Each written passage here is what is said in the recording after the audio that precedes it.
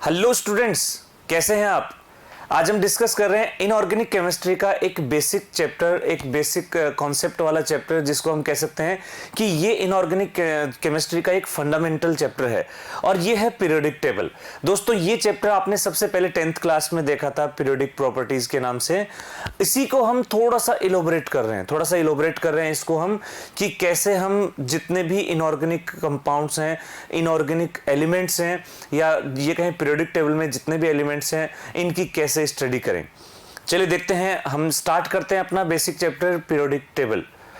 देखें, इसके अंदर जो कंप्लीट पीरियोडिक टेबल है, इसको आप यहां पर ये जो है वर्टिकल है, इसको आप हॉरिजॉन्टल इमेजिन करें कि ये हॉरिजॉन्टल है और पीरियोडिक टेबल को इस तरह से डिवाइड किया गया है। इसमें यहां पर जो आपको बॉटम में नजर आ रहा है, ये एक्चुअल में लेफ्ट साइड में होगा, ये एस ब्लॉक एलिमेंट्स होंगे, मेटल्स होंगे। ये जो आपको डार्क लाइन नजर आ रही है, ये डार्क लाइन है मेटलॉइड्स, और डार्क लाइन के ऊपर नॉन मेटल और नीचे जितनी ये है मेटल्स। मेटल ज्यादा होते हैं, नॉन मेटल कम है। और जो टॉप में जो लाइन नजर आ रही है, ये है गैसेस। ठीक है दोस्तों। और जो लास्ट में राइट साइड में, जो कि वैसे पीरियोडिक टेबल के बॉटम में होता है, ये जो बॉटम में, इनको हम बोलते हैं एफ ब्लॉक एलिमेंट्स, जो बहुत बाद में डिस्कवर हुए थे। इनको पीरियोडिक टेबल में स्पेस नहीं है, इनके लिए अलग से ये ग्रुप बना रखे हैं। ठीक है, तो चलिए आइए स्टार्ट करते हैं हम पीरियोडिक टेबल, एक एक करके इनके फंक्शंस, इनकी प्रॉपर्टीज, कैसे डिस्कवर हुआ पीरियोडिक टेबल, क्या क्या प्रॉपर्टीज हैं पीरियोडिक टेबल की, देखते हैं। तो इसमें सबसे पहले हम देख रहे हैं, हम पुराना हिस्ट्री नहीं देख रहे हैं इसके अंदर, सीधा हम मॉडर्न पीरियोडिक टेबल पर आ रहे हैं। मॉडर्न पीरियोडिक टेबल, या फिर हम ये कह सकते हैं मॉडिफाइड मेंडलीफ पीरियोडिक टेबल। दोस्तों, मेंडलीफ साइंटिस्ट ने सबसे पहले एक सक्सेसफुल पीरियोडिक टेबल तैयार की थी। ऑलमोस्ट 65 एलिमेंट्स उसने अरेंज कर दिए थे। कुछ उसकी कमियां थी, कुछ ड्रॉबैक्स थे, जिनको हमने कंप्लीट करके उनको एक मॉडर्न पीरियोडिक टेबल में कन्वर्ट किया है। जैसे मेंडलीफ पीरियोडिक टेबल में हमने कहा था कि periodic functions of their atomic mass, वहां पर एटॉमिक मास के अकॉर्डिंग प्रॉपर्टी चेंज हो रही थी। यहां जो पीरियोडिक फंक्शन आया है, या ये कहें जो पीरियोडिक लॉ है, वो मोज़ले साइंटिस्ट ने दिया, और इस मोज़ले साइंटिस्ट के अकॉर्डिंग, इसके अकॉर्डिंग जितने भी पीरियोडिक फंक्शंस होते हैं वो एटॉमिक नंबर के अकॉर्डिंग होते हैं। यानी ये कह सकते हैं modern periodic table based on atomic number पर बेस्ड होगा। और इसके लिए मोज़ले ने एक एक्सपेरिमेंट किया, और वो एक्सपेरिमेंट ये था कि जो फ्रीक्वेंसी थी एक्सरेज की, वो एटॉमिक नंबर, फ्रीक्वेंसी का रूट जो था वो एटॉमिक नंबर के डायरेक्टली प्रोपोर्शनल था। तो यहां पर उसने उनको एक बेस मिल गया ये चेक करने के लिए कि क्या ये पीरियोडिक फंक्शन है। तो इस तरह से इसने आगे देखते हैं इसके पीरियोडिक फंक्शंस, इसका rule, modern periodic law.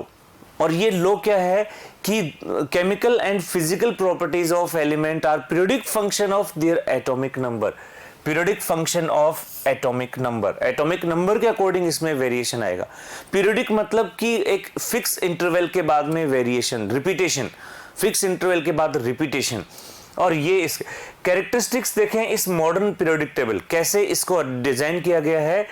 9 vertical columns called groups, 9 vertical columns, इनको हमने ग्रुप कहा है।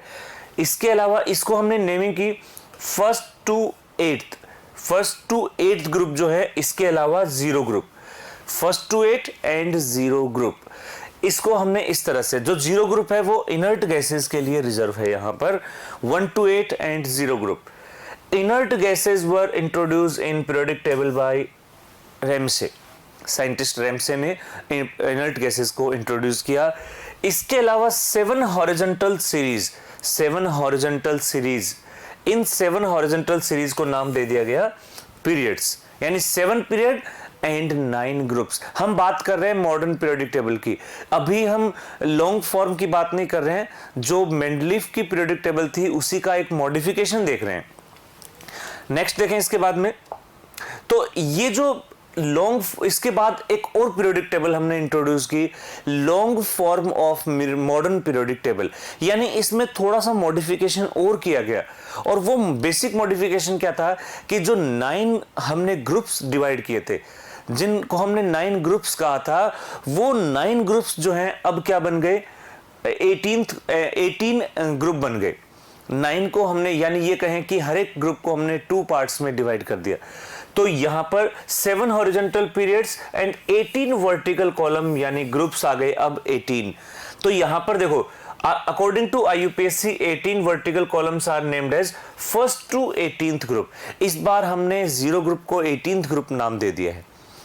अब इसमें अगर हम रिलेट करते हैं मॉडर्न पीरियोडिक टेबल्स हैं या मॉडिफाइड मेंडलीफ पीरियोडिक टेबल्स हैं, इन ग्रुप्स को अगर रिलेट करते हैं तो हमें देखो क्या मिलता है कि जो फर्स्ट ए था, फर्स्ट ए ये बन गया फर्स्ट ग्रुप, फर्स्ट ए बन गया फर्स्ट ग्रुप। सेकंड ग्रुप जो था, सेकंड ए, वो बन गया सेकंड ग्रुप। थर्ड जो था ये बन गया थर्ड ए ग्रुप, जो था वो थर्ड ग्रुप बन गया। और इस तरह से हम इसको जो 8th ग्रुप था उसको हमने 3 ग्रुप्स 8, 9, 10 में डिवाइड कर दिया। फर्स्ट बी जो था वो ग्रुप नंबर 11 बन गया, सेकंड बी जो था 12, 13 और 0 ग्रुप जो था वो 18 बन गया। इस तरह से हमने इसको डिवाइड कर दिया है। ठीक है, तो ये इस तरह से हम ग्रुप्स बनाते चले गए मॉडर्न पीरियोडिक टेबल और लॉन्ग फॉर्म पीरियोडिक टेबल में कंपैरिजन। नेक्स्ट कुछ और देखते हैं इसके पॉइंट्स। अब ये जो एलिमेंट्स हैं पूरी पीरियोडिक टेबल में, जो पीरियड्स हैं, हमने कहा 7 पीरियड्स हैं, वो जो एलिमेंट्स हैं उनको हमने एक चार्ट के अकॉर्डिंग अरेंज किया है। देखें, जो फर्स्ट पीरियड है उसमें n की वैल्यू 1, n यानी प्रिंसिपल क्वांटम नंबर। सबसेल इसमें होगा ओनली 1s। ये आउटर मोस्ट की बात चल रही है, outer most. Number of elements होंगे फर्स्ट पीरियड में 2 एलिमेंट्स और वो है hydrogen and helium. Shortest group है ये, शॉर्टेस्ट पीरियड है जिसमें 2 ही एलिमेंट है। सेकेंड ग्रुप में जो आउटर सबसेल है वो है 2s2p, 8 एलिमेंट्स हैं, लिथियम 2 नियोन, और इसको हम शॉर्ट पीरियड कहेंगे, 8 एलिमेंट्स। थर्ड में 8 आएंगे, इसमें भी सोडियम से आर्गन तक है, ये भी शॉर्ट है। अब फोर्थ जो है इसमें डी ब्लॉक एंटर कर जाते हैं, डी ब्लॉक, और 18 ग्रुप आ जाएंगे इसमें पोटेशियम से क्रिप्टॉन तक, और इसको कहेंगे लॉन्ग। इसके अलावा नेक्स्ट हम देखें फिफ्थ में अगेन 18 डी ब्लॉक चल रहा है, यहां पर भी रुबिडियम टू जिनोन, और इसको भी हम लॉन्ग कहेंगे। नेक्स्ट जो सिक्स्थ है उसमें एफ ब्लॉक एंटर कर गए हैं, एफ एंटर कर गया है 32 highest maximum number of elements, CGM2 radon, और ये लॉन्गेस्ट है, लॉन्गेस्ट। और सबसे लास्ट 7th जो है वो अभी इनकम्प्लीट है। जो भी कोई नया एलिमेंट आएगा वो 7th पीरियड में ही आएगा। ये हमने एक समरी देखी पीरियड्स की कि कौन से पीरियड में कितने एलिमेंट्स होंगे, उसमें आउटर कॉन्फ़िगरेशन, आउटर सबसेल क्या होंगे और उसको हम क्या नेम देंगे। चलिए नेक्स्ट देखते हैं इसके बाद में। अब कुछ इंपॉर्टेंट पॉइंट्स देखते हैं इस पीरियोडिक टेबल के। सबसे पहला है डायगोनल रिलेशनशिप, और ये डायगोनल रिलेशनशिप होता है second period element and third period element, इसलिए हम इनको ब्रिज एलिमेंट भी बोल देते हैं। ब्रिज एलिमेंट, लिथियम की प्रॉपर्टी मैग्नीशियम के सिमिलर होती है, बेरिलियम की प्रॉपर्टी एल्यूमिनियम, बोरॉन की प्रॉपर्टी सिलिकॉन। यानी ये जो एलिमेंट्स हैं ये अपने ग्रुप के कंपैरिजन में जो नेक्स्ट, अपने ग्रुप के कंपैरिजन में नेक्स्ट ग्रुप का जो मेंबर होगा उससे डायगोनली रिलेशनशिप शो करते हैं। ये इसमें हम इनको नाम दे देते हैं ब्रिज एलिमेंट्स। ऐसा होता क्यों है? क्योंकि इनका चार्ज रेडियस रेशियो जो होता है वो सेम होता है, यानी ये कहें चार्ज डेंसिटी सेम होती है। नेक्स्ट थर्ड पीरियड एलिमेंट्स जो होते हैं sodium, magnesium, aluminium, silicon, phosphorus, sulphur, chlorine, इन सबको हम बोलते हैं टिपिकल एलिमेंट्स। ऐसा इसलिए बोलते हैं क्योंकि थर्ड पीरियड के जो एलिमेंट्स होते हैं ये अपने ग्रुप से एग्जैक्टली सिमिलरिटी शो करते हैं। सेकंड पीरियड वाले जो होते हैं वो एग्जैक्टली शो नहीं करते क्योंकि सेकंड वाले डायगोनल रिलेशनशिप शो कर जाते हैं। तो सेकंड पीरियड वालों को तो कहेंगे ब्रिज एलिमेंट और थर्ड वालों को कहेंगे टिपिकल एलिमेंट्स। नेक्स्ट देखें इसके बाद में सिक्स्थ पीरियड, जैसा हमने कहा था लॉन्गेस्ट है, इसमें all type of elements are present. जितने भी टाइप के एलिमेंट्स हैं और वो एस पी डी एफ सारे के सारे इसमें आ जाते हैं, इसीलिए लॉन्गेस्ट भी है। 32 एलिमेंट्स थे इसके अंदर। Long form of modern periodic table can be divided into 4 portions. इस लॉन्ग फॉर्म को हम, जैसे हमने स्टार्टिंग में जो फर्स्ट स्लाइड देखी थी जिसमें हमने पीरियोडिक टेबल देखा था, उसकी बात चल रही है कि लेफ्ट पोर्शन जो होता है, जो मेंडली पीरियोडिक टेबल में जिसको हमने फर्स्ट ए सेकंड ए कहा था, वो एस ब्लॉक, जो मॉडर्न पीरियोडिक टेबल में फर्स्ट एंड सेकंड ग्रुप बन गए थे। राइट पोर्शन जो है उसमें आएंगे नॉन मेटल्स, और जिसको हमने नाम दे दिया third A to seventh A, metals भी आएंगे इसके अंदर। और मॉडर्न पीरियोडिक टेबल में इसको हमने, या लॉन्ग फॉर्म में इसी को हमने कहा था 13 to 18 ग्रुप। 0 ग्रुप यानी 18 group, P block. Middle portion जो था वो डी ब्लॉक के लिए था, डी ब्लॉक, और उसमें third A to 7 B and 8th group, first A first B भी इसके अंदर था। और इसी को हमने लॉन्ग फॉर्म में ग्रुप नंबर 3rd to 12 नाम दिया था, 3rd to 12, और ये हमने कह दिया इसको डी ब्लॉक। बॉटम पोर्शन में आता है एफ ब्लॉक, जिसको हमने मॉडर्न पीरियोडिक टेबल में 3rd ए ग्रुप में रखा, और उसी को हमने लॉन्ग फॉर्म के अंदर 3rd ग्रुप में रखा है। नेक्स्ट देखें, जिसमें मैक्सिमम नंबर ऑफ गैसेस हैं वो है 0 या 18th ग्रुप, जिसमें सारी की सारी गैसेस हैं। एक अकेला ऐसा ग्रुप है जिसमें सब गैसेस हैं, अकेला ऐसा ग्रुप, इनर्ट गैसेस। नेक्स्ट कुछ और प्रॉपर्टीज देखें इसमें। पीरियोडिक टेबल में अगर हम कहें कि नंबर ऑफ गैसियस एलिमेंट्स कितने हैं, तो नंबर ऑफ गैसियस एलिमेंट्स 11 है, जिसमें hydrogen, nitrogen, oxygen, fluorine, chlorine and noble gases, ये सब मिलाकर 11 गैसेस हैं।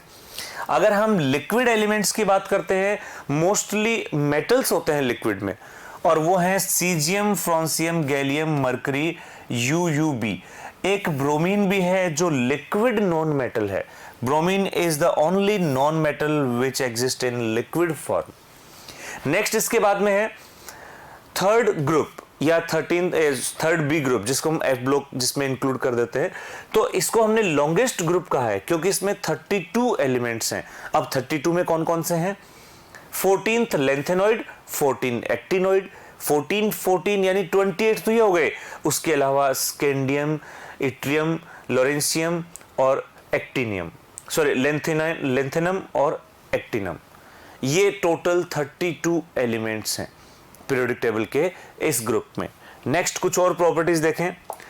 तो अब नेक्स्ट हम देखते हैं कि जिनकी नेमिंग हम नहीं कर पाए हैं अभी तक, या जिनकी नेमिंग हमें करनी है, या जो एलिमेंट डिस्कवर लेट हुए हैं, उनकी नेमिंग के लिए IUPAC ने एक बहुत ही सिंपल सा कॉन्सेप्ट दिया है।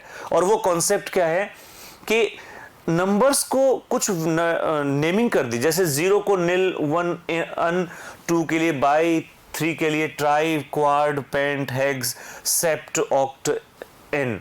ये more than 100 elements, more than 100 atomic number के लिए यूज होगा।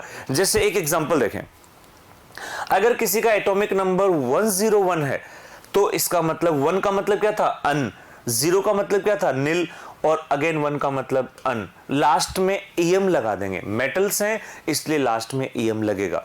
ऐसे ही 102 अन निल बाइयम, अन निल ट्रायम, और इस तरह से अन निलियम, 1110।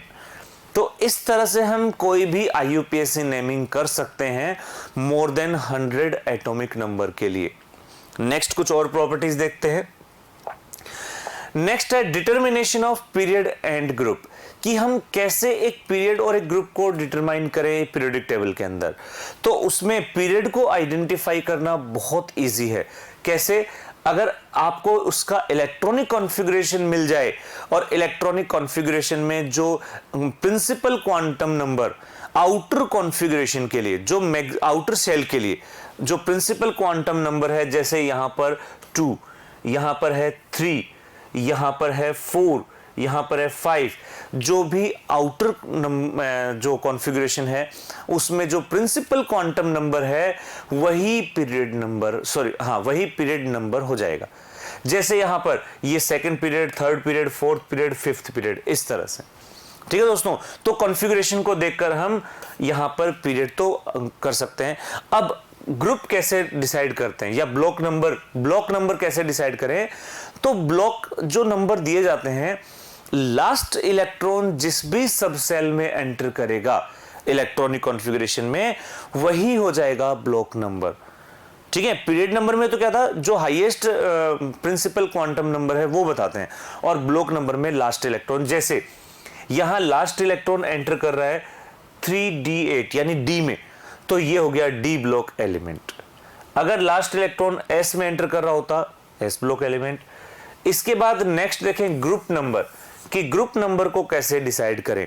तो ग्रुप नंबर वेरिएबल होता है, सब में वेरिएबल होता है। एस ब्लॉक में ग्रुप नंबर, लास्ट इलेक्ट्रॉन सब सेल में जा रहा है, उसमें S1 है तो फर्स्ट ग्रुप, S2 है तो सेकंड ग्रुप। डी ब्लॉक के अंदर अपन कैसे डिसाइड करते हैं? डी ब्लॉक के अंदर होता है कि डी सब सेल में जितने इलेक्ट्रॉन हैं, डी में जितने इलेक्ट्रॉन है +2, डी इलेक्ट्रॉन +2, ये हो जाएगा ग्रुप नंबर डी के लिए। ठीक है, एफ का फिक्स है, एफ का तो थर्ड ग्रुप ही है। और पी ब्लॉक के लिए हम कैसे डिसाइड करते हैं? पी ब्लॉक के लिए 10 + NS NP इलेक्ट्रॉन, ये ब्लॉक हो जाएगा पी ब्लॉक के लिए। तो सबके लिए अलग अलग होगा ब्लॉक नंबर। चलिए कुछ और प्रॉपर्टीज देखते हैं। अब पीरियोडिक प्रॉपर्टी जिनका वेरिएशन अपने को देखना है, सबसे पहले हम देख रहे हैं valency, combining capacity of an element with others. तो कंबाइनिंग कैपेसिटी जो होती है वो होती है वैलेंसी, और ये वैलेंसी हम जनरली ये रेस्पेक्ट में लेते हैं हाइड्रोजन एंड क्लोरीन के रेस्पेक्ट में, ऑक्सीजन के रेस्पेक्ट में भी ले सकते हैं। जनरली हाइड्रोजन में इजी रहता है, जितने भी हाइड्रोजन किसी एलिमेंट से अटैच्ड हैं वही उसकी वैलेंसी, या जितने क्लोरीन जिससे अटैच्ड हैं वही उसकी वैलेंसी।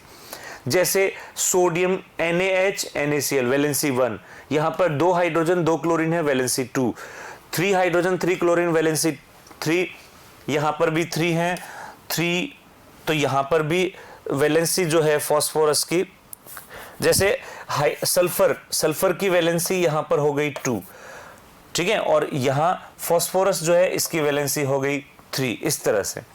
तो इस तरह से हम फाइंड आउट कर लेंगे जिसकी भी वैलेंसी अपने को देखनी हो, ठीक है। और ये वैलेंसी देखो कैसे चेंज हो रही है, पहले ये वैलेंसी इंक्रीज होती है फिर डिक्रीज होती है, लेफ्ट टू राइट जाते हैं वैलेंसी पहले इंक्रीज होगी और देन डिक्रीज होती चली जाएगी। ये पूरी पीरियोडिक टेबल में इस तरह से चलता है।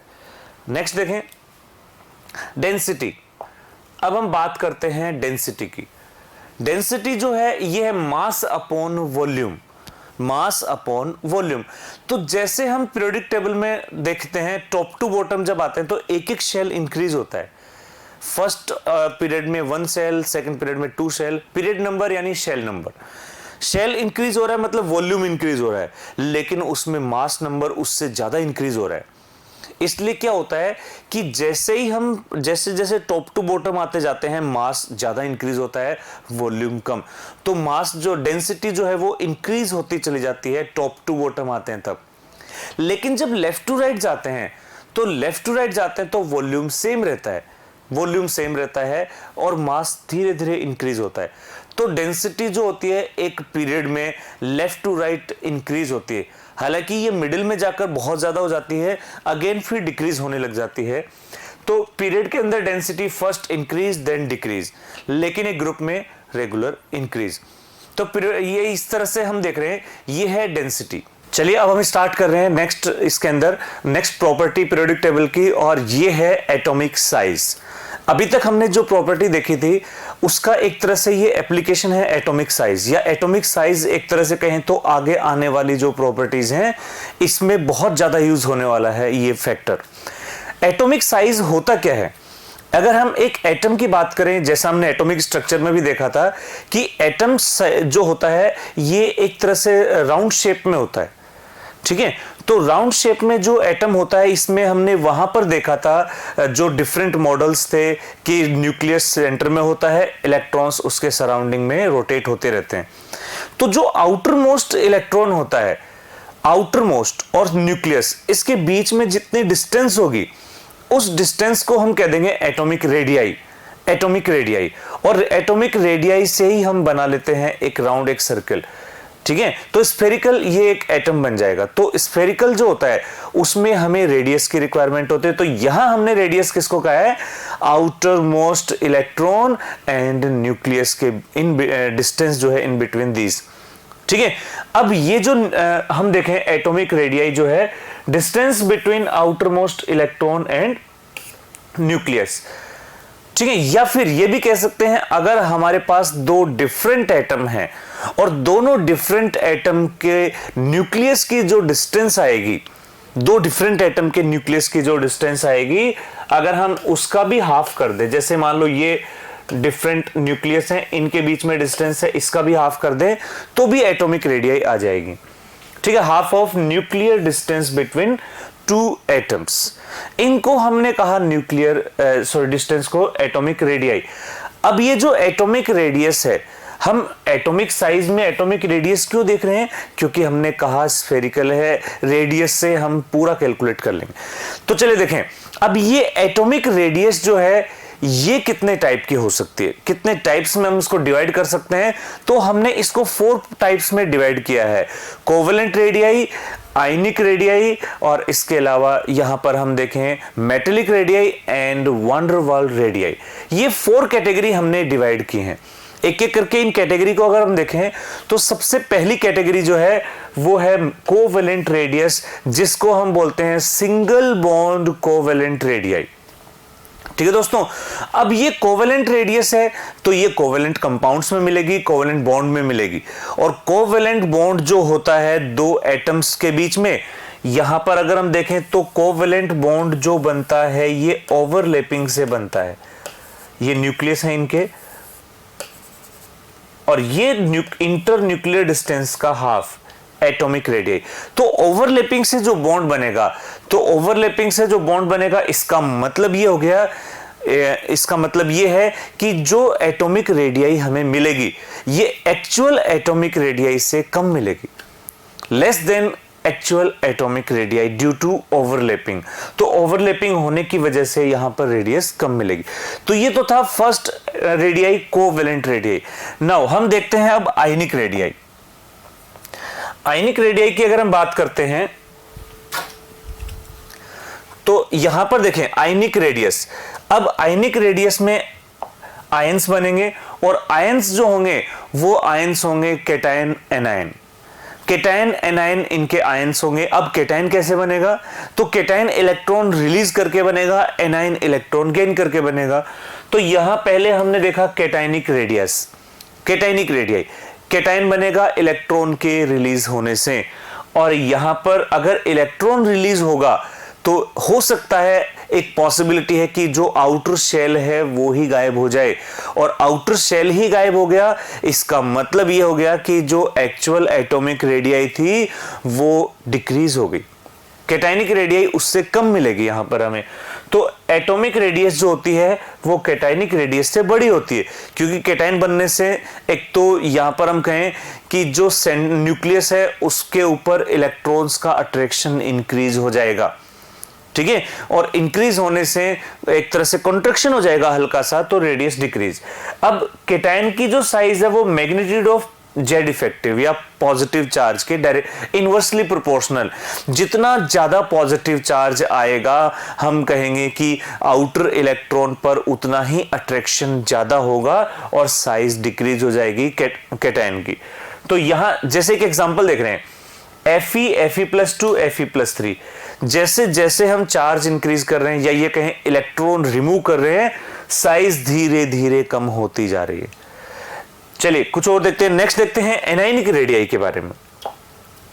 एनायन कैसे बनेगा, एनायन कैसे बनेगा, तो एनायन बनने का तरीका क्या है। एनायन बनने का तरीका है कि इलेक्ट्रॉन ऐड होने चाहिए। इलेक्ट्रॉन ऐड होंगे यानी कि जो पॉजिटिव चार्ज था न्यूक्लियस में, प्रोटॉन तो उतने ही है, इलेक्ट्रॉन इंक्रीज हो गए, तो उन जो प्रोटॉन और इलेक्ट्रॉन में जो अट्रैक्शन था वो डिक्रीज हो जाएगा, इससे साइज इंक्रीज हो जाएगी। तो जो एनायनिक रेडियस है वो एटॉमिक रेडियस से हमें ज्यादा मिलेगी। अब अगर हम कैटायन और एनायन इन दोनों को मिक्स कर दें तो हमारे पास एक आइसो इलेक्ट्रॉनिक सीरीज हम एक बना रहे हैं जिसमें नंबर ऑफ इलेक्ट्रॉन सेम है, नंबर ऑफ इलेक्ट्रॉन सेम है। और अगर हम देखें, जैसे एक एग्जांपल ले रहे हैं, potassium K plus, calcium +2, argon S-2 और Cl-1, इन सब में 18 इलेक्ट्रॉन्स हैं, सब में 18 इलेक्ट्रॉन्स, लेकिन सबका एटॉमिक नंबर डिफरेंट है, मतलब सबके atomic number different, proton different है। तो यहां पर जो Z इफेक्टिव आएगा वो सबका डिफरेंट आएगा। तो हम यहां पर देख रहे हैं कि जितना ज्यादा नेगेटिव चार्ज है उसकी साइज उतनी ही ज्यादा, और जितना ज्यादा पॉजिटिव चार्ज उतनी ही साइज कम। तो आइसो इलेक्ट्रॉनिक सीरीज में जितना ज्यादा नेगेटिव उसकी साइज उतनी ही ज्यादा, जितना ज्यादा पॉजिटिव उसकी साइज उतनी ही कम। चलिए कुछ और कंपैरिजन देखते हैं इसमें। इसके बाद हम नेक्स्ट देख रहे हैं वैन डर वाल रेडियाई। एटॉमिक रेडियाई में नेक्स्ट कंपैरिजन जो है वैन डर वाल रेडियाई का। और वैन डर वाल रेडियाई जो है ये किस में मिलेगी, ये इनमें मिलेगी जिनमें एक तरह से हम कहें कोई अट्रैक्शन जो है आपस में नहीं होता, या बहुत वीक अट्रैक्शन होता है न्यूक्लियस या ये कहें मॉलिक्यूल्स के बीच में। ये मोस्टली नोबल गैसेस में मिलती है। नोबल गैसेस में तो इन बिटवीन एटम्स मिलेगी, इसके अलावा कोवेलेंट मॉलिक्यूल्स में भी मिलती हैं। ठीक है, तो यहां पर देखें ये एक वीक अट्रैक्शन फोर्स होता है। अब इसमें क्या होगा, वीक अट्रैक्शन होगा तो एटम्स दूर दूर होंगे, और एटम्स दूर दूर होंगे तो इंटर न्यूक्लियर डिस्टेंस जो है ये यहां पर बहुत ज्यादा मिल जाएगी, इंटर न्यूक्लियर डिस्टेंस बहुत ज्यादा मिलेगी। यानी वैन डर वाल रेडियाई जो है एक्चुअल एटॉमिक रेडियाई से हमेशा ज्यादा मिलेगी, हमेशा। और वैन डर वाल रेडियस है ये कोवेलेंट रेडियस से भी ज्यादा मिलेगी।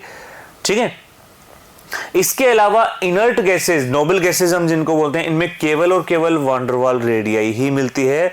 लेकिन जो नॉन मेटल मॉलिक्यूल हैं, जैसे नॉन मेटल मॉलिक्यूल हमने ये बना दिया, एक नॉन मेटल मॉलिक्यूल ये है, दूसरा नॉन मेटल मॉलिक्यूल ये है, इनमें भी जो डिस्टेंस है इसका भी हम हाफ कर सकते हैं। इसमें वैन डर वाल रेडियाई भी मिलेगी और atomic radii, sorry covalent radii, ये कोवेलेंट रेडियाई, ये वैन डर वाल रेडियाई, दोनों मिलेंगे। लेकिन जब हम कंपेयर करते हैं इनका, तो वैन डर वाल रेडियस जो है वो कोवेलेंट रेडियस का ऑलमोस्ट डबल मिलते हैं। ठीक है, ऑलमोस्ट डबल। तो अब हम अगर तीनों को कंपेयर करें, वैन डर वाल, कोवेलेंट और यहां पर हम कहें मेटेलिक रेडियाई, मेटेलिक मेटल्स में मिलेगी। और मेटल्स जो होंगे वो सॉलिड स्टेट में होंगे, और सॉलिड स्टेट में होंगे तो सॉलिड स्टेट के अंदर हम देखेंगे मॉलिक्यूल एक दूसरे से ऑलमोस्ट अटैच रहेंगे। यानी मेटेलिक रेडियाई जो होती है वो एक्चुअल एटॉमिक रेडियाई के बहुत क्लोज होती है, क्योंकि जो मेटल्स होंगे उसमें एटम्स जो होंगे बिल्कुल क्लोजली पैक्ड होते हैं। तो यहां पर जो वेरिएशन आएगा, वैन डर वाल radius, metallic radius and covalent radius, ये इसका डिक्रीजिंग ऑर्डर हो जाएगा। नेक्स्ट देखें, अब कौन कौन से फैक्टर हैं जो इस एटॉमिक साइज को अफेक्ट करेंगे। एटॉमिक साइज को अफेक्ट करने वाले फैक्टर्स कौन कौन से हैं, एक एक करके देखें। सबसे पहले है एटॉमिक रेडियस। एटॉमिक रेडियस जो है वो इफेक्टिव न्यूक्लियर चार्ज के इनवर्सली प्रोपोर्शनल होता है। हम एटॉमिक रेडियस की बात कर रहे हैं। जितना ज्यादा इफेक्टिव न्यूक्लियर चार्ज होगा, प्रोटॉन का आउटर इलेक्ट्रॉन पर अट्रैक्शन उतना ही ज्यादा हो जाएगा। जितना अट्रैक्शन ज्यादा होगा उतनी ही साइज डिक्रीज हो जाएगी। यानी जैसे एक एग्जांपल हम देखें, लिथियम से फ्लोरीन की तरफ हम जा रहे हैं, यानी एक पीरियड में हम लेफ्ट टू राइट जा रहे हैं, तो हम क्या देख रहे हैं कि इसमें शेल तो वही है, सेम शेल है, लेकिन इसमें प्रोटॉन इलेक्ट्रॉन दोनों इंक्रीज हो रहे हैं। तो इसमें एक ही शेल में जब प्रोटॉन इंक्रीज होते हैं तो उसमें जेड इफेक्टिव इंक्रीज होता चला जाता है, और इस तरह से एटॉमिक रेडियस डिक्रीज होती चली जाएगी। नेक्स्ट हम देखें number of shells. Number of shell का मतलब ये हो गया जितने ज्यादा, जैसे ये first shell, second shell, third shell, fourth shell, जितने ज्यादा शेल इंक्रीज होंगे साइज उतनी ही इंक्रीज होती चली जाएगी। नेक्स्ट इसके बाद में है स्क्रीनिंग इफेक्ट। और स्क्रीनिंग इफेक्ट जो होता है ये होता है कि जो इनर इलेक्ट्रॉन्स हैं वो आपस में एक दूसरे को कितना रिपेल कर रहे हैं, कितना रिपल्शन कर रहे हैं, स्क्रीनिंग इफेक्ट। तो स्क्रीनिंग इफेक्ट जितना ज्यादा होगा, रिपल्शन जितना ज्यादा होगा, साइज उतनी ही ज्यादा हो जाएगी।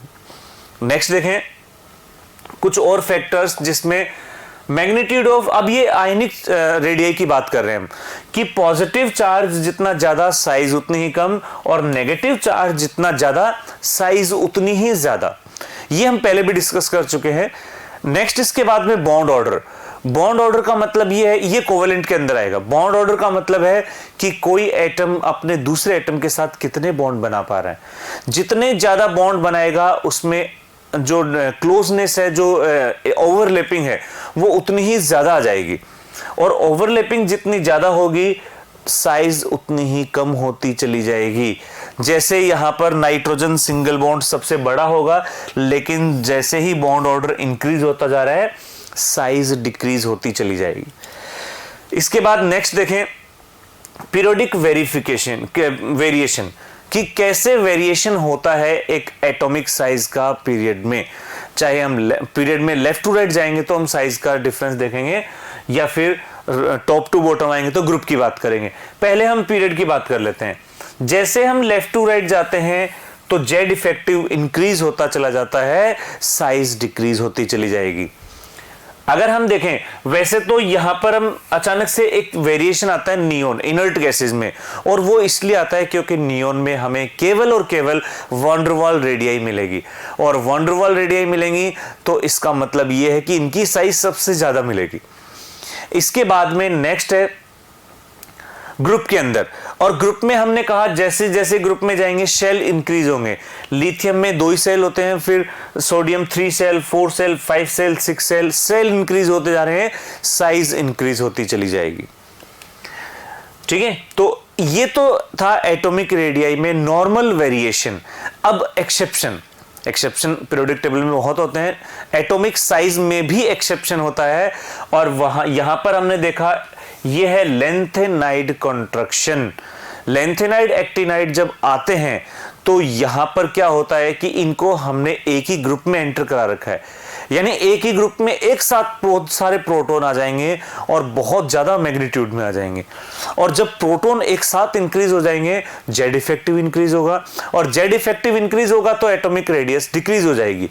तो हम देखें जैसे हम स्कैंडियम से इट्रियम की तरफ जाते हैं तो साइज इंक्रीज होती है। ठीक है, इट्रियम से लेंथेनम तक जाते हैं तो भी साइज इंक्रीज हो जाती है।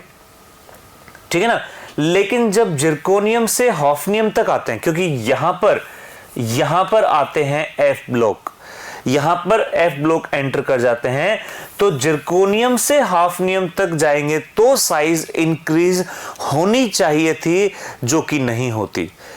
यहां साइज इंक्रीज होती है लेकिन यहां इक्वल हो जाती है लेंथेनाइड कॉन्ट्रैक्शन की वजह से जिरकोनियम हॉफनियम। ठीक है दोस्तों, नेक्स्ट देखें इसके बाद में, तो ये तो था एटॉमिक साइज, एटॉमिक रेडियस। अब नेक्स्ट हम पॉइंट पर आते हैं, नेक्स्ट प्रॉपर्टी पर आते हैं, और वो है आयोनाइजेशन पोटेंशियल, या फिर हम इसको कह सकते हैं आयोनाइजेशन एंथैल्पी। तो आयोनाइजेशन पोटेंशियल या आयोनाइजेशन एंथैल्पी, आयोनाइजेशन एनर्जी क्या है कि अगर आउटर मोस्ट सेल से हमें एक इलेक्ट्रॉन रिलीज करना है तो उसके लिए हमें क्या करना होगा, हमें कुछ एनर्जी देनी होगी।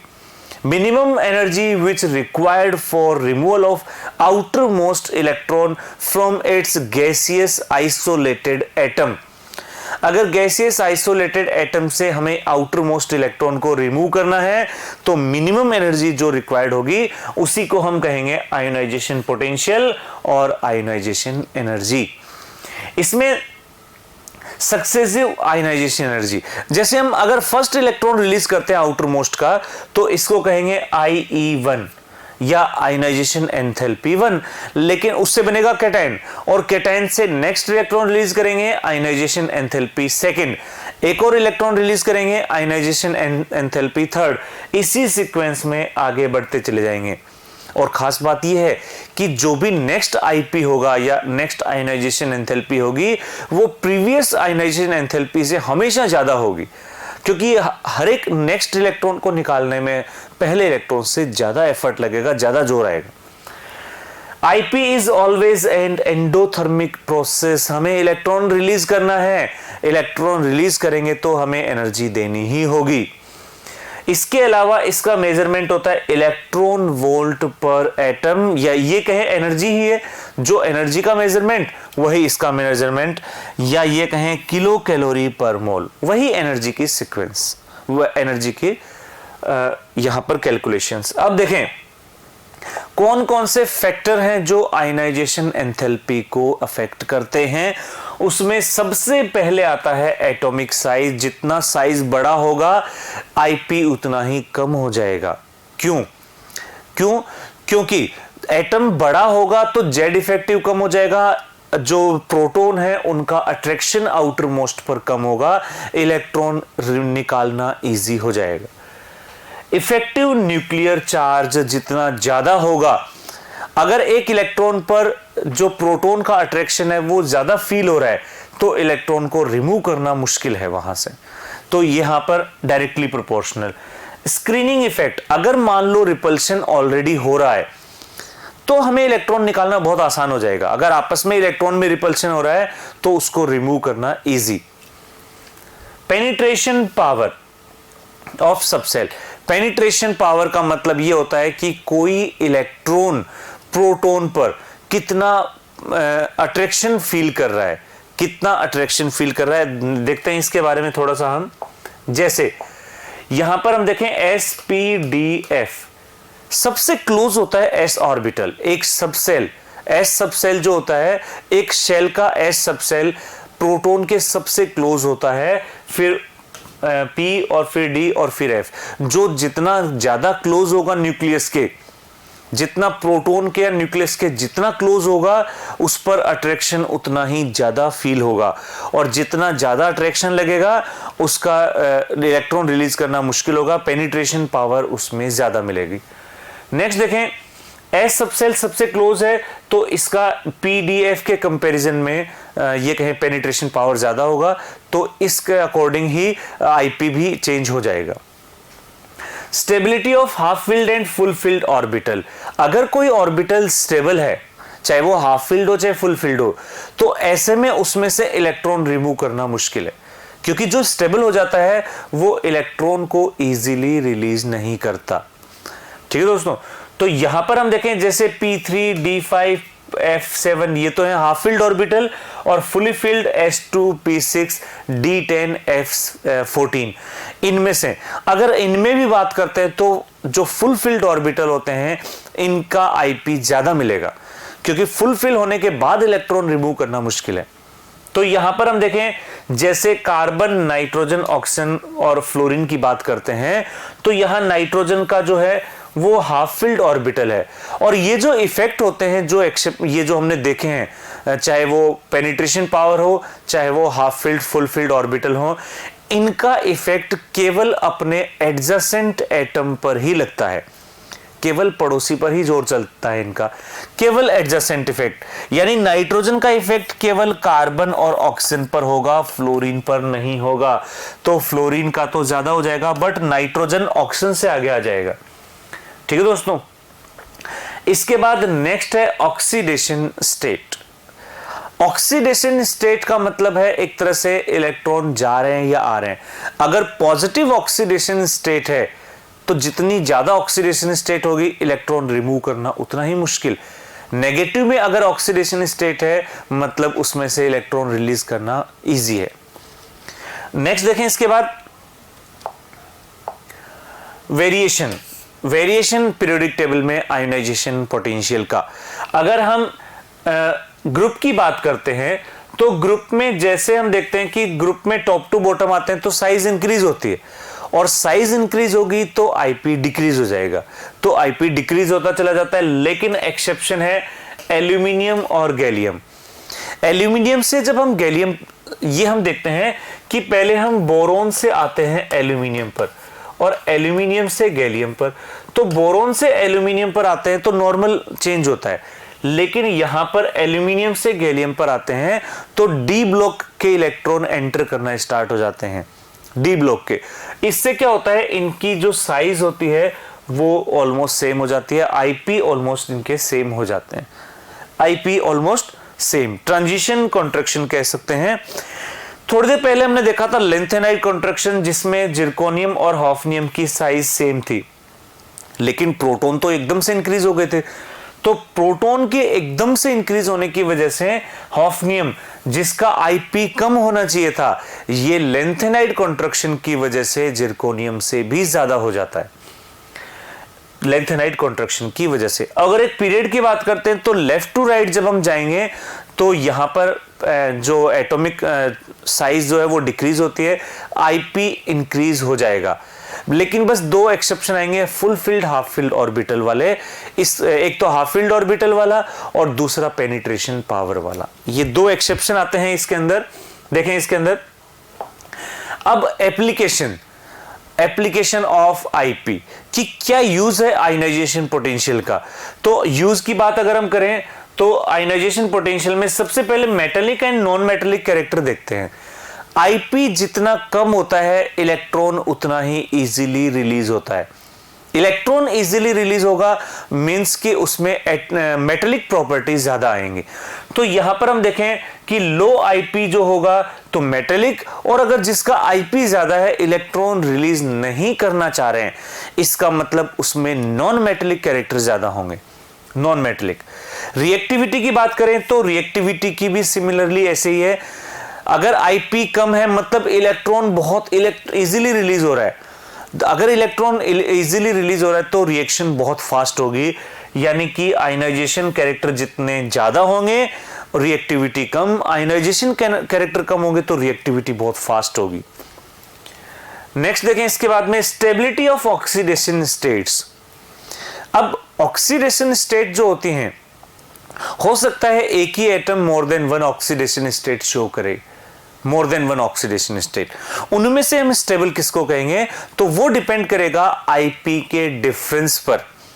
अगर आयनाइजेशन पोटेंशियल का जो सक्सेसिव आईपी का डिफरेंस है ये मोर देन 16 इलेक्ट्रॉन वोल्ट से ज्यादा, मोर देन 16 इलेक्ट्रॉन वोल्ट है, तो ऐसे में इलेक्ट्रॉन निकालना मुश्किल हो रहा है। इसका मतलब जो लोअर ऑक्सीडेशन स्टेट थी वो स्टेबल है।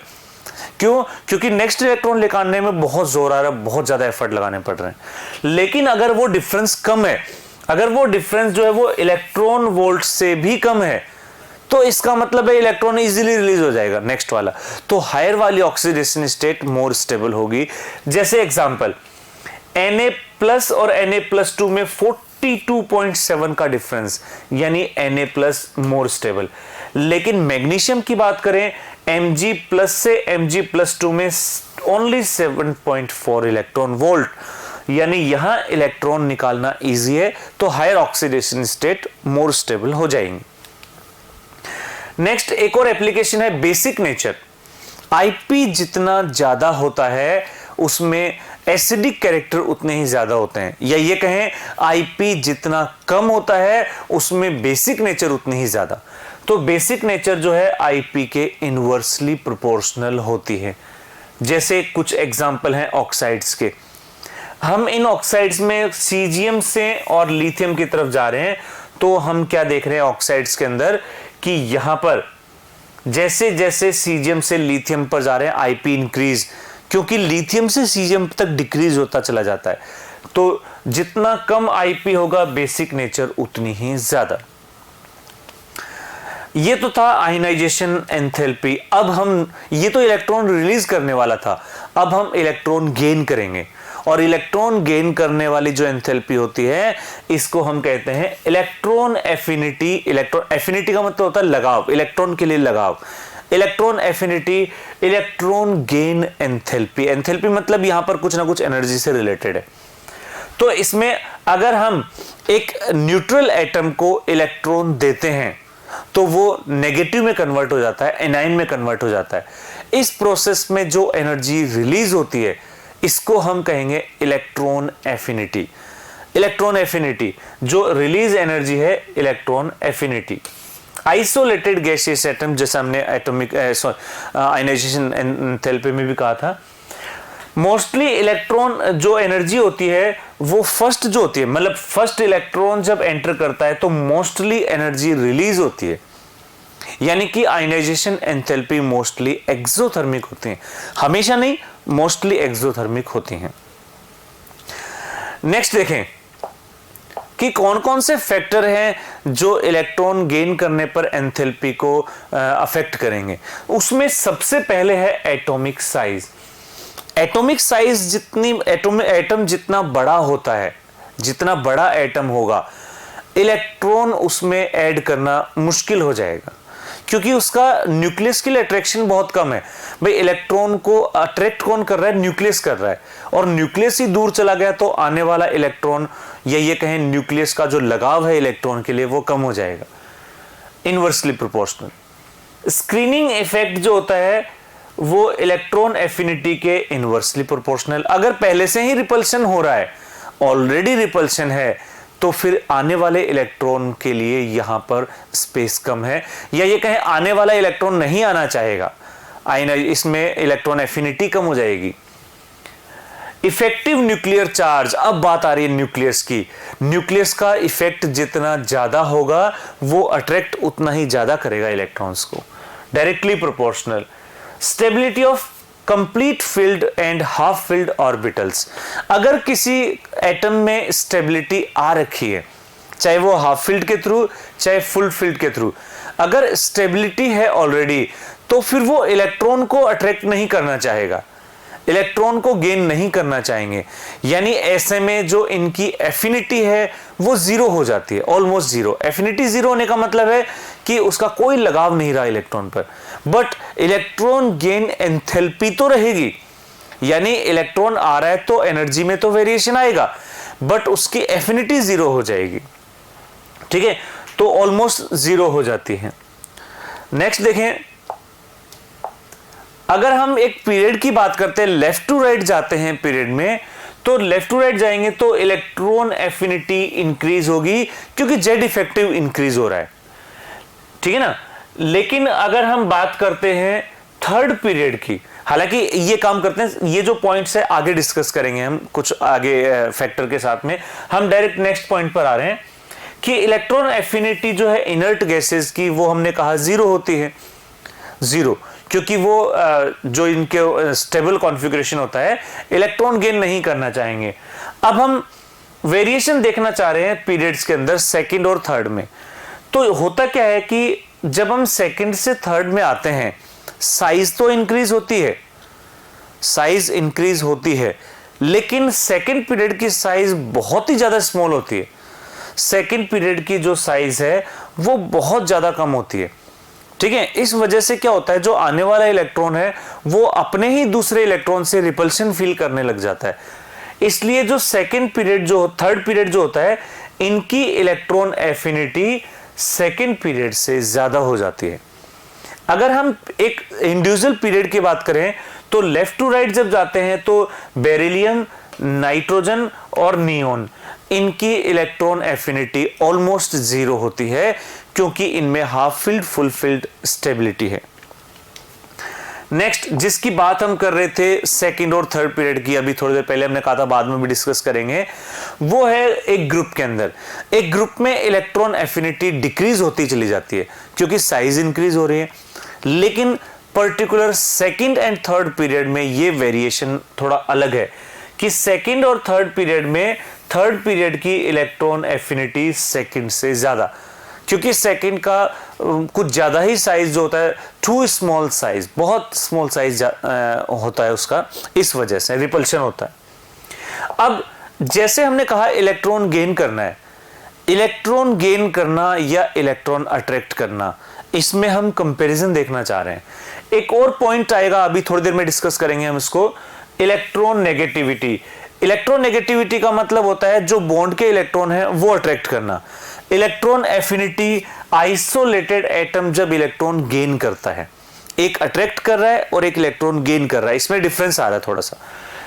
Tendency to of an atom in a molecule to attract bonded electron, और यहां आइसोलेटेड गैसियस एटम में इलेक्ट्रॉन ऐड करना है।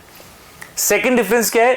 Relative value of an atom, यानी डिफरेंट एटम की, क्योंकि ये तो अट्रैक्शन है और अट्रैक्शन की कोई यूनिट नहीं होती, बस कंपैरिजन होता है कि मोर अट्रैक्शन लेस अट्रैक्शन, तो कंपैरेटिवली।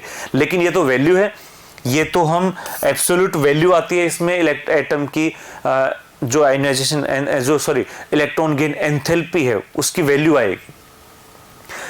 रेगुलर चेंज होता है पीरियड में या ग्रुप में। इलेक्ट्रोनेगेटिविटी में बहुत कम वेरिएशन आता है, लेकिन एफिनिटी में बहुत ज्यादा वेरिएशन आ रहा है, जैसा भी हमने देखा था। इसके अलावा ये यूनिटलेस है, क्योंकि अट्रैक्शन की कोई यूनिट नहीं होती, बट ये एनर्जी है तो इसकी यूनिट है। अब हम बात करते हैं इलेक्ट्रोनेगेटिविटी की। इलेक्ट्रोनेगेटिविटी, जैसा अभी हमने कहा, tendency to attract electrons, bonded electrons. Bonded electrons को अट्रैक्ट करने वाली टेंडेंसी को ही हम नाम दे देते हैं इलेक्ट्रोनेगेटिविटी। और कुछ एटम्स जो है, पॉलिंग साइंटिस्ट ने कुछ वैल्यूज डिसाइड की हैं एटम्स के लिए, और उन वैल्यूज में से कुछ वैल्यूज हैं जो अपने को पता होनी चाहिए, जैसे lithium, beryllium, boron, carbon, nitrogen, oxygen. ये कुछ वैल्यूज हैं जो अपने को पता होनी चाहिए। हम देख रहे हैं कि जब हम लेफ्ट टू राइट जा रहे हैं तो ये वैल्यू इंक्रीज होती चली जा रही है, और जब टॉप टू बॉटम आ रहे हैं तो ये वैल्यू डिक्रीज होती चली जा रही है। ठीक है, एक और चीज, इसमें हम कभी भी इनर्ट गैसेस की बात नहीं करेंगे, क्योंकि ये कोवेलेंट बॉन्ड जो होता है उनके बीच में रेडियस है, मतलब उनके बीच में अट्रैक्शन है, और इनर्ट गैसेस यहां पर बॉन्ड नहीं बना रहे हैं, इसलिए हमने उनको इनर्ट कहा है। तो ये वैल्यूज आपको याद रखनी है, कुछ वैल्यूज। अब इसमें देखें कि कौन कौन से फैक्टर हैं जो इलेक्ट्रोनेगेटिविटी को अफेक्ट करते हैं। इन फैक्टर्स में सबसे पहले हम देख रहे हैं एटॉमिक साइज। साइज जितनी ज्यादा होगी इलेक्ट्रॉन का अट्रैक्शन उतना ही कम। जितना ज्यादा इफेक्टिव न्यूक्लियर चार्ज होगा उतना ही अट्रैक्शन भी ज्यादा हो जाएगा, इलेक्ट्रॉन को अट्रैक्ट करने की पावर ज्यादा आ जाएगी, इलेक्ट्रोनेगेटिविटी ज्यादा हो जाएगी। हाइब्रिडाइजेशन, ये बहुत इंपॉर्टेंट फैक्टर है, जो बाकी किसी में नहीं था वो इसमें आ रहा है। हाइब्रिडाइजेशन में एस कैरेक्टर होते हैं, और एस कैरेक्टर जो होता है सबसे पास होता है। एस कैरेक्टर जितना ज्यादा होगा, एस कैरेक्टर जितने ज्यादा होंगे, इलेक्ट्रोनेगेटिविटी उतनी ही ज्यादा हो जाएगी। और sp हाइब्रिडाइजेशन में 50% एस कैरेक्टर होते हैं, sp2 में 33% और sp3 में 25%। ठीक है, अगर हम कार्बन की बात करें, कार्बन तीनों हाइब्रिडाइजेशन शो करता है, और कार्बन, ये इलेक्ट्रोनेगेटिविटी हम कार्बन की देख रहे हैं एक बार। कार्बन की sp हाइब्रिडाइजेशन में उसकी इलेक्ट्रोनेगेटिविटी 3.25 होती है, sp2 में 2.75 और sp3 में 2.5। ये इलेक्ट्रोनेगेटिविटी है कार्बन की, डिफरेंट हाइब्रिडाइजेशन। नेक्स्ट, इसके बाद हम वेरिएशन देखें, और वेरिएशन अगर हम देखें, down the group decrease, along the period increase. Period में लेफ्ट टू राइट जाएंगे तो इंक्रीज होगी, और ग्रुप में टॉप टू बॉटम आएंगे तो डिक्रीज। इसके एक्सेप्शन बहुत रेयर हैं जो हमारे कोई काम के नहीं। अब इसका एप्लीकेशन देखते हैं कि क्या है एप्लीकेशन इलेक्ट्रोनेगेटिविटी का। सबसे पहले नेचर ऑफ हाइड्रोक्साइड। अब हाइड्रोक्साइड एसिडिक भी होते हैं, बेसिक भी होते हैं। अगर कोई मेटेलिक हाइड्रोक्साइड है तो वो एसिडिक होगा, और नॉन मेटेलिक है तो बेसिक। और मेटेलिक हाइड्रोक्साइड, मेटल्स वो होंगे जिसकी इलेक्ट्रोनेगेटिविटी लो होगी। तो जिसकी इलेक्ट्रोनेगेटिविटी मोर देन 1.7 है, मतलब वो नॉन मेटल, ये तो हो जाएंगे एसिडिक। और अगर इलेक्ट्रोनेगेटिविटी लेस देन 1.7 है तो वो हो जाएंगे बेसिक, यानी वो मेटेलिक है। ठीक है, तो यहां पर देखो, जैसे हम ये कैसे डिसाइड करते हैं कि एसिडिक हो या बेसिक। तो यहां पर जैसे हमने ले लिया AOH, ए कोई भी एटम है, मेटल भी हो सकता है, नॉन मेटल भी। जो पॉजिटिव बनता है उस पॉजिटिव की इलेक्ट्रोनेगेटिविटी सबसे कम होनी चाहिए। अगर हाइड्रोजन के कंपैरिजन में A की इलेक्ट्रोनेगेटिविटी कम है तो A+ बनेगा और OH- रिलीज होगा, क्योंकि पॉजिटिव वो बनाएगा जिसकी En कम है। लेकिन अगर हाइड्रोजन के कंपैरिजन में A की इलेक्ट्रोनेगेटिविटी ज्यादा है तो ऐसे में हाइड्रोजन ही रिलीज हो जाएगा और H+ रिलीज होगा, यानी वो एसिडिक नेचर शो करेगा। ठीक है दोस्तों, नेक्स्ट देखें। इसके बाद में लास्ट हम देख रहे हैं nature of oxide. Nature of oxide बिल्कुल वैसे ही है जैसे नेचर ऑफ हाइड्रोक्साइड था, बिल्कुल वैसे का वैसे ही है। तो यहां पर हम देखें, एक ऑक्साइड हमने ए का बनाया है, ए कोई एटम है और इसका ऑक्सीजन के साथ ऑक्साइड बन रहा है। ए मेटल भी हो सकता है, नॉन मेटल भी हो सकता है। ठीक है, अब अगर ए में और ओ में जो डिफरेंस है इलेक्ट्रोनेगेटिविटी का, अगर वो मोर देन 2.3 है, मतलब ए की इलेक्ट्रोनेगेटिविटी बहुत ही कम है, तो वो बेसिक हो जाएगा। अगर ए की इलेक्ट्रोनेगेटिविटी बहुत ज्यादा है, मतलब डिफरेंस जो है वो 2.3 से कम है, तो इसका मतलब वो एसिडिक होगा। और अगर 2.3 है तो एम्फोटेरिक। जैसे यहां पर एक एग्जांपल भी हमने लिया है, beryllium, aluminium, zinc, Sn, Pb, SnO2, ये सारे के सारे एम्फोटेरिक हैं, ऑल आर एम्फोटेरिक। इसके अलावा कुछ ऐसे भी हैं जो न्यूट्रल हैं, ना एसिडिक है ना बेसिक हैं, और वो हैं carbon monoxide, H2O, nitrous oxide, N2O, nitric oxide, nitrous oxide. ये सारे के सारे क्या हैं? न्यूट्रल ऑक्साइड्स हैं। तो दोस्तों ये था पीरियोडिक टेबल, और पीरियोडिक टेबल में ये जो डिफरेंट प्रॉपर्टीज और इनके एक्सप्लेनेशंस, इनके यूजेस, इनके एप्लीकेशंस, इनके वेरिएशंस। तो उम्मीद करते हैं चैप्टर आपको समझ में आ गया होगा। Thank you students.